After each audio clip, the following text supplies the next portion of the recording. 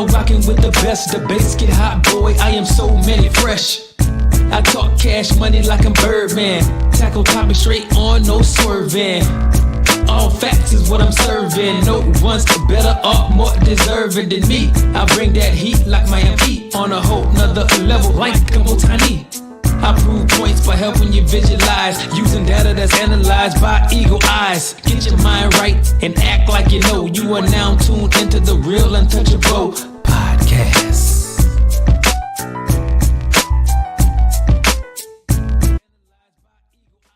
Hey, what's up, sports world? Welcome to the Real Untouchable podcast with me, Ray Diggs. I got a great segment for you all, man. I want to talk about Week 11, college football. Hey, this right here was a great week of college football. This right here was the Week 11. This right here is the Real Untouchable podcast, Week 11 recap. And I'm going to go over every last game in the top 25.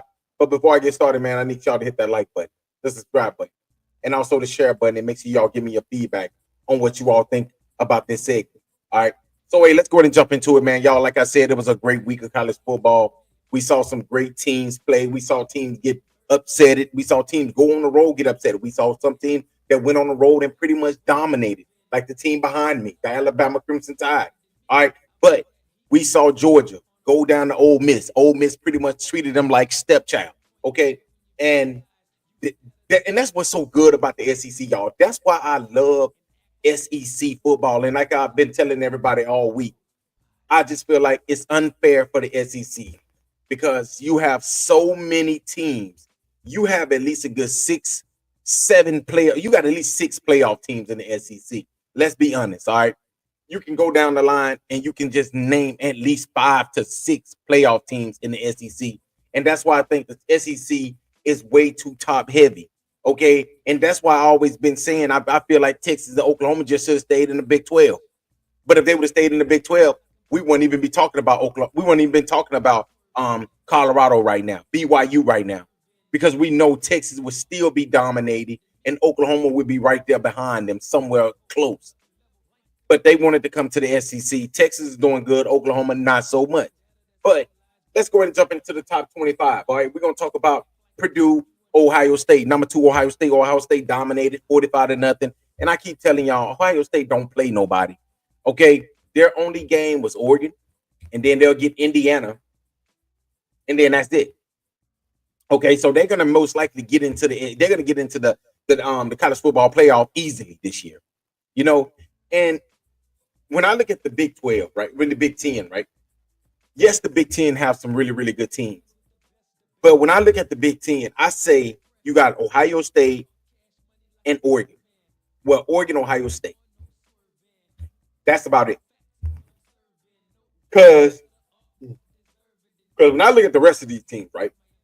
When I look at the rest of these teams, called like, okay, let's go and let's look at Indiana. How good is Indiana? Hell, we don't know because they ain't really played nobody. Penn State, the one game that they played somebody good. Yeah, they was first to go. They couldn't even score. So how good is the Big 10 really? How good? Let's just say I can take the best team out of the SEC and put them in the Big 10, and they'll be at the top of the Big 10. Or I can take the 4th best team in the SEC and put them over there, and they'll be towards the top, maybe even the 5th. If I put Indiana or even Penn State in the SEC, I just don't think they'll be really that good. Let's be honest. And that's why I think Ohio State is going to dominate. I think they're going to get to the Big 10 championship game, and they'll probably beat Oregon the second time around. But they ended up winning this game 45-0. It wasn't a game over Purdue. Then we had the first upset of the whole entire weekend. We had number 4 Miami going to Georgia Tech and losing to Georgia Tech 28-23. Cam Ward ended up fumbling at the end. And I was telling one of my friends today at work, and I was like, the problem I got with Cam Ward is he's almost too conservative. It's like he do not want to run at all.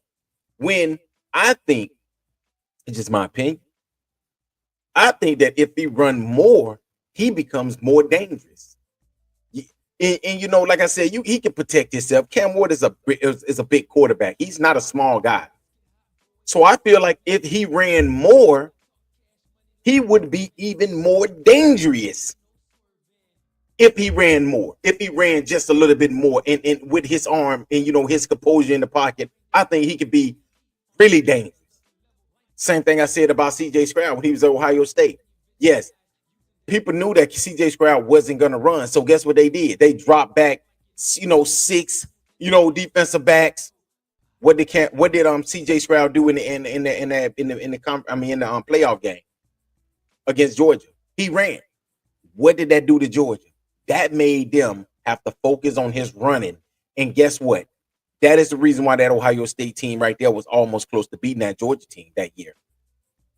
Because he ran. A lot of people they weren't used to seeing CJ Stroud run. And that's what I think the same thing. I think Cam Ward came in, he had a hell of a game. Now, Thursday, I'm going to do the Heisman Trophy. I'm going to do my Heisman show. It's going to be the Real Untouchable Podcast, Heisman Trophy front runners. Okay, I'm gonna name about 3-4 people. Right now, Cam Ward should be amongst the best in the Heisman Trophy race. And I'm going to break down to you all why I feel like it's so biased when it comes to the Heisman this year. It is so biased this season how the Heisman Trophy is being ranked. Like Travis Hunter I never seen a quarterback, I never seen a player win Heisman and miss a game and a half. It just ain't never happened to me. I never seen it. Maybe it happened, but I can't remember it happened. But Cam Ward has been pretty much, and he's a quarterback with over 3,000 yards passing, over 30 touchdowns, and only 5-6 interceptions. And you're going to tell me this kid right here is like number 4 in the Heisman? But I think those rankings are just pretty much biased. But this right here is going to come down to the Heisman voters. And I think that Cam Ward could have had a Heisman moment against this team right here, against Georgia Tech. And he dropped the ball on it. Now, will he drop it again? I think if you go, and I think if they go and they run the table, I'm sorry. It's 11:30 here, man. So that's why, I'm gonna try my best, to get through these next two episodes. It was a long day at work, y'all. But anyway, if Miami can run the table and Cam Ward continue to put up the numbers he put up, I think he wins the Heisman in a landslide. I don't think it's gonna be close. But I think he just opened the door up for Alshon Gentry and Travis Hunter. Even though Gentry should be the front runner right now because he's constantly put up nothing but 150, 200 yards rushing. But they want Travis Hunter to win the Heisman so much. And I keep telling you, Gentry, Cam Ward, what y'all got to do is y'all got to do what he did. Go around crying, whining. You know what I'm saying? That's what he did. He basically went on every single show crying about the Heisman Trophy. And that's why he's a front runner right now. Nothing I've seen. Travis Hunter is a hell of a player. Hell of a player. But nothing I've seen this season from him to make me think that this dude is a front runner for the Heisman right now. And y'all can say what you want to say. Okay, yes, he plays both ways. Let's be honest. I really ain't seen dude really shut down a really good. I'm talking about a wide receiver where you can look at it and be like, that dude's gonna be in the NFL. What wide receiver have he played against that you can say that dude's gonna be in the league next year? That's all I'm saying. But hey, Georgia Tech upsets Miami. Miami have a chance to bounce back, though. I think they will bounce back. They need to bounce back. This right here would have been perfect for this Miami Hurricanes team. Win last week against Georgia Tech and go straight into your bye week. But hey, let's talk about number 5. Let's talk about number 5, Texas against Florida. Texas dominates Florida. Okay, Florida got a lot of issues down there, but this right here was a masterful game plan, play calling from Sark.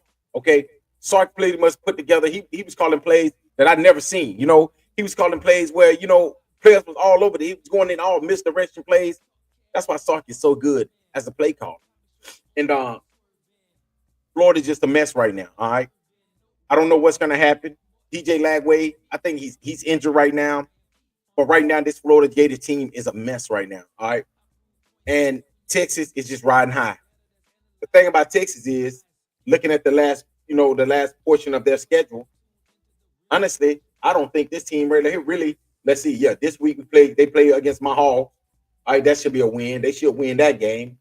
Then they play Tennessee before they play against Texas A&M. That Texas A&M game is probably going to come down to if Texas A&M can get in the college football playoff. Because if they go in there and they beat Texas, I think that they get into the college football playoff. I think you can't count them out if they can beat Texas, especially if they don't lose another game.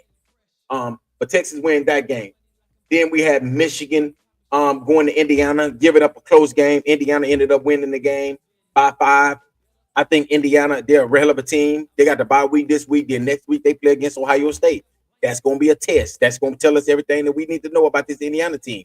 But right now, I think Indiana, they're going to have to drop the ball this last few weeks for them not to get into the college football playoff. I think somehow, some way, they get in. All right. So they win against Michigan. And like I said, Michigan right now, Michigan is just running on fumes right now. They play hard, but it's nothing you can really do if you don't have the weapons and you don't have a quarterback.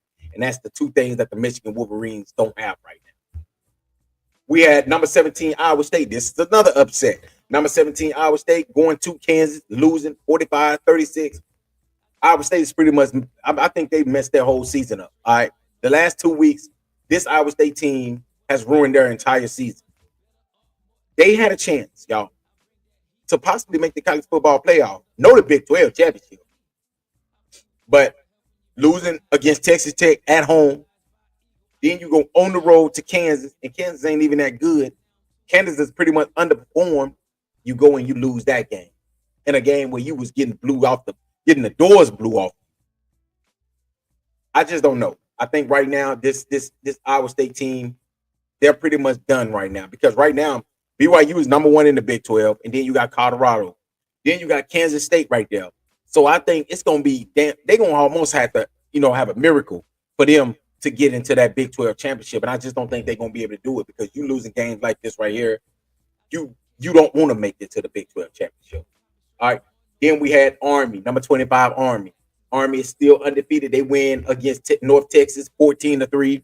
Army, they're going to get tested this week. Well, actually, it might be next week. They play Notre Dame. They go to Notre Dame.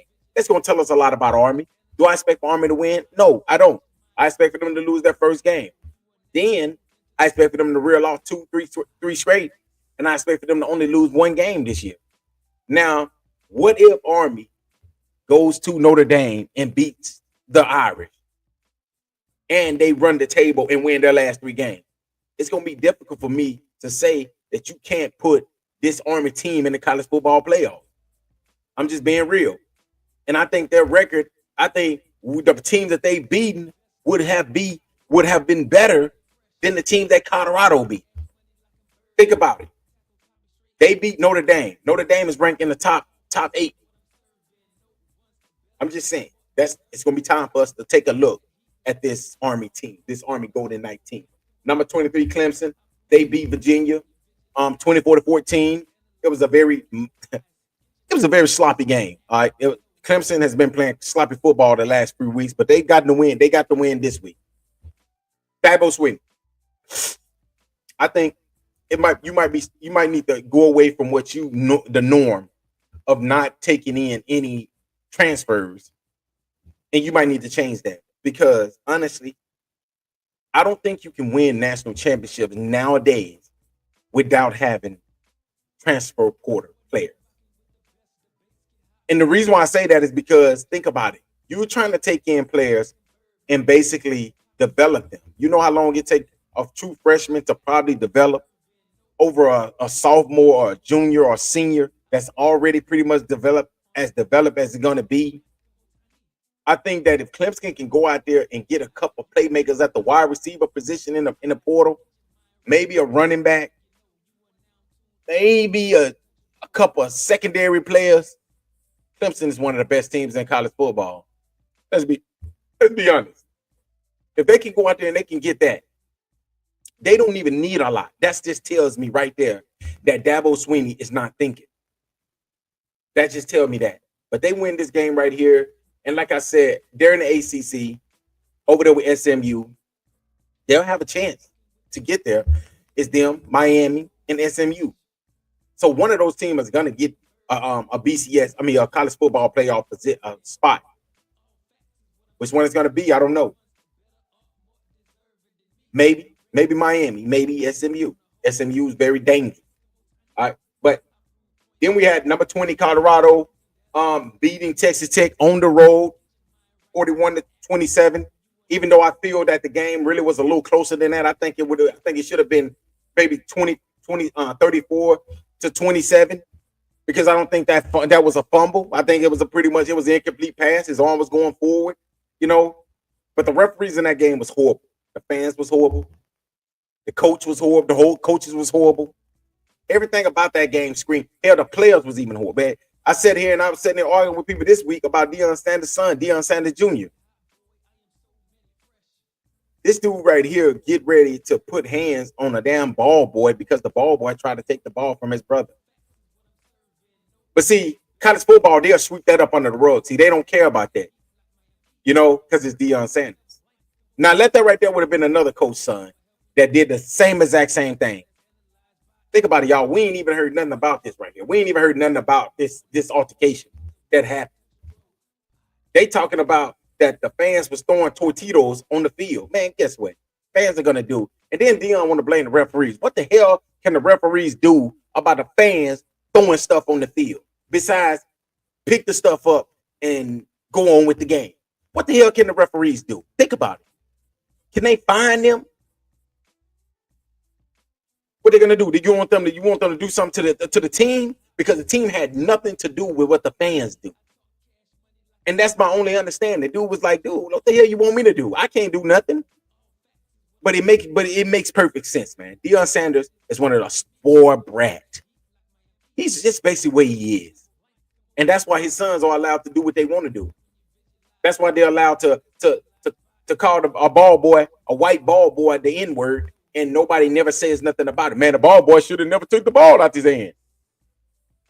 I can't make this up, y'all. I cannot make this up. But hey, they got the win and they moved on. I think they at 7-2 right now. You know, riding high in the watered down Big 12. So, you know, they're gonna keep doing what they're doing. I don't think they'll lose another game. Maybe, you know, you never know, but I don't think they'll lose another game, honestly. All right, we got Maryland, number one, Oregon. Oregon dominated. Oregon pretty much solidifying themselves as the best team in all of college football. I think it was a slow game. I don't think they was interested in this game. I think they pretty much knew that they was going to win this game easily, and I think that's why they performed the way they performed. But Oregon is the best team in college football. We had Mississippi State at Tennessee, number 7 Tennessee. Tennessee won that game 33-14. Nico went down with an injury, but Tennessee still got the job done. But y'all think about it. This week, Tennessee travels to Georgia, to Athens, to face the Bulldogs. That's going to be a tough game. I think Georgia beats them this week. I think Georgia will upset. I think Georgia ain't no upset. I think Georgia beats them because I think Tennessee, Nico, they're going to I think Georgia lays a few hits on them early. And I think that's how they're going to win that game because I think Nico will make somehow, some way, he'll make at least 2-3 terrible mistakes. And that's how I think Georgia will win this game. But this week right here, Tennessee put on a big show, 33-14. We got Florida State at number 10. We have Florida State losing at number 10, Notre Dame, 52-3 minutes. No, hey, man. I think they need to do research on Florida State. I get it, Florida State, they lost a lot of players to the NFL, but Florida State recruit good. They are a pipeline. It ain't no way that you should be this terrible a year after going undefeated. It's no way. You're 1-9. It is no way that you should be this bad. Let's be real. But Notre Dame, this team right here is really, really good. 52-3. They're ranked in the top 10 now of the BCS. I mean, the college football playoff. I think this team right here is going to be really, really good. I think this team right here could run the table as well. This is another one of those teams can run the table. I think they will run the table and somehow get to the college football playoffs. And we had Oklahoma at number 24, Missouri, losing by 7. If y'all watch that game, y'all will understand why I'm laughing. Oklahoma had the game. They could have won in overtime. But Jackson Arnold fumbled fumbled the ball, and Missouri ran it back for a touchdown. That's how they lost that game. This team right here got to have the worst luck. Ain't no way somebody else have worse luck than them.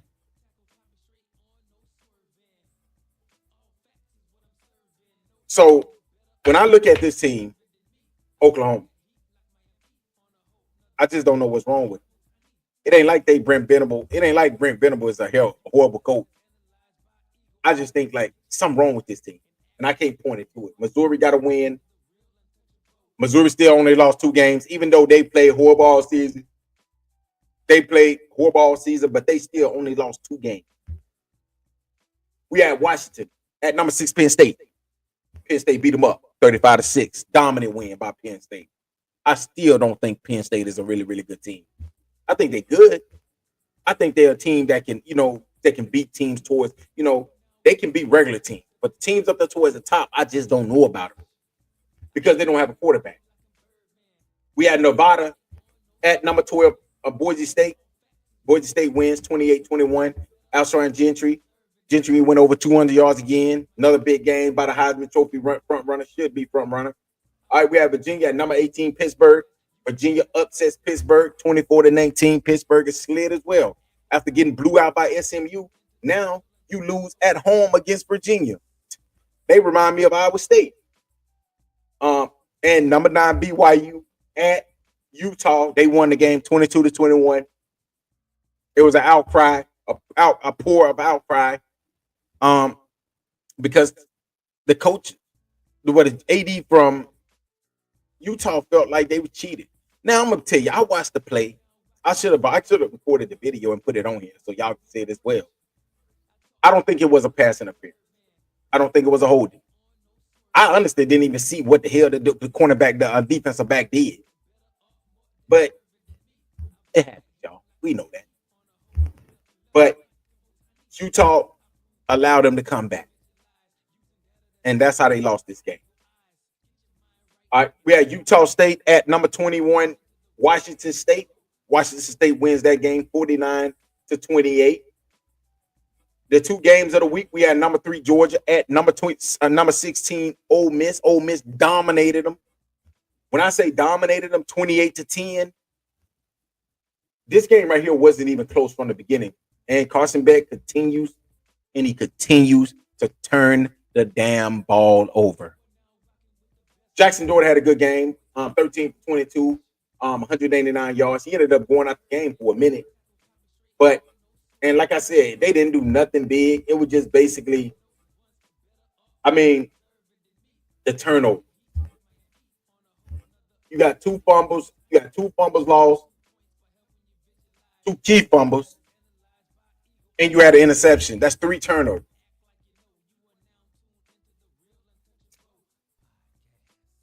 While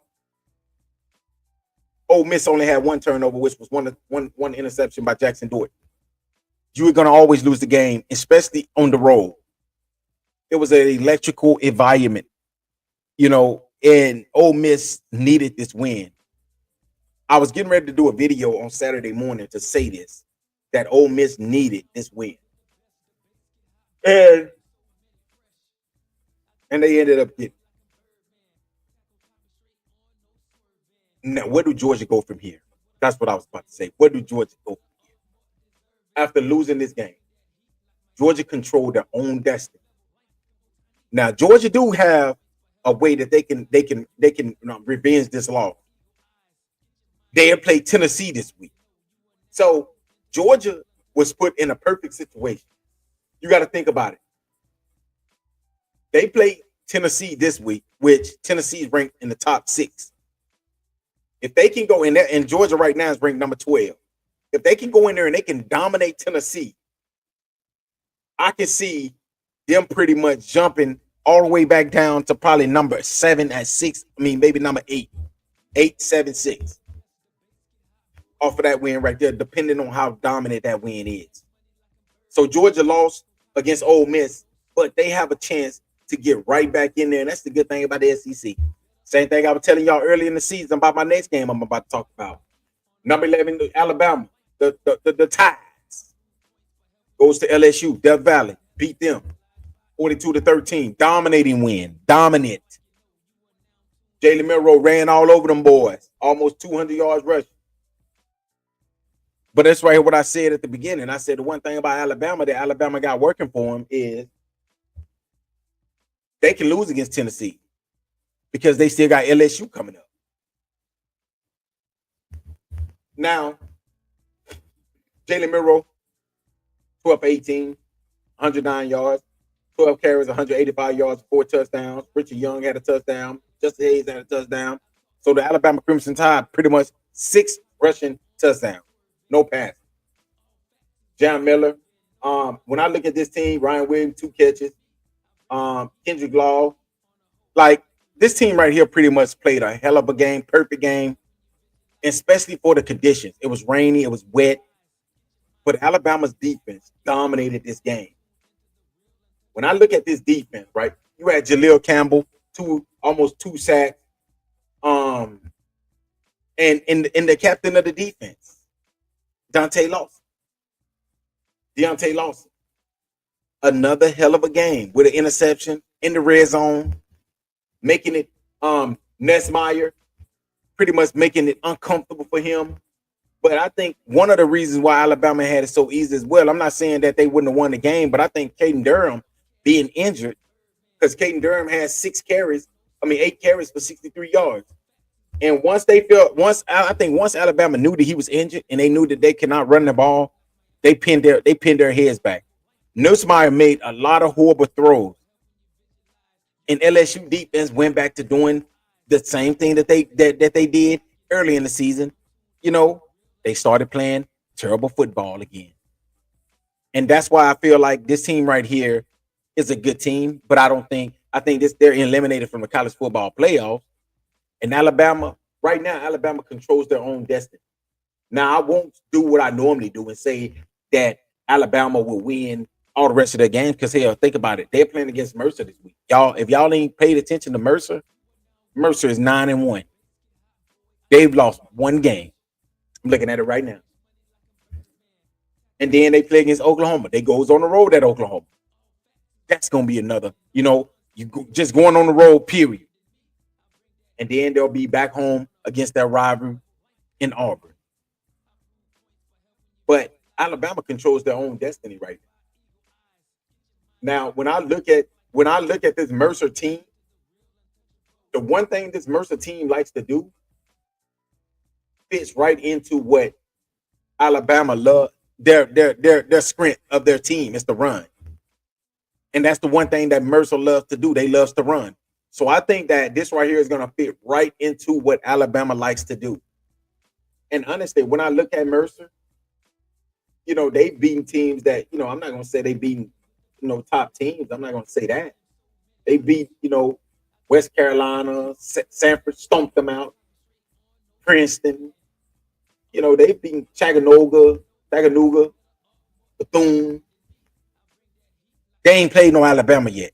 I'm going to put it like that. I think Alabama got to come in here and they got to take care of business. And I think they will. But Alabama knew what they needed to do. They came into this game and they played the perfect game to win in that type of environment and that type of weather. And I said it in my last video, what Alabama needed to do, the keys to victory. If y'all looked at it, it was the Real Untouchable podcast, Alabama's keys to victory. I said the first thing they need to do is establish the run game. They did that. They had a lot of yards rushing. And then the second thing I said was they need to take the crowd out the game early. They did that. But Alabama had, 300 yards rushing.